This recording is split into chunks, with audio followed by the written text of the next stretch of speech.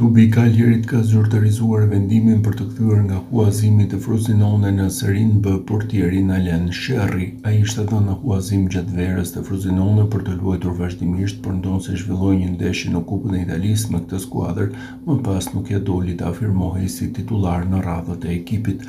Cagliari komunikon se ka përmbyllur me Frosinone zgjidhjen e parakohshme të huazimit të futbollistit Alain Sherry.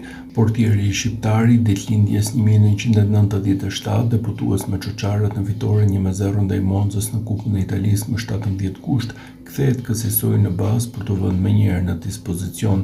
Sherry deri tani ka koleksionuar 8 ndeshje me fanellën kuqe-blu, shkruhej në njoftimin e Cagliarit. Futbollisti shqiptar ishte që të premte në stadium në ndeshjen e Cagliarit ndaj Milanit, por ndoqi këtë takim nga tribuna.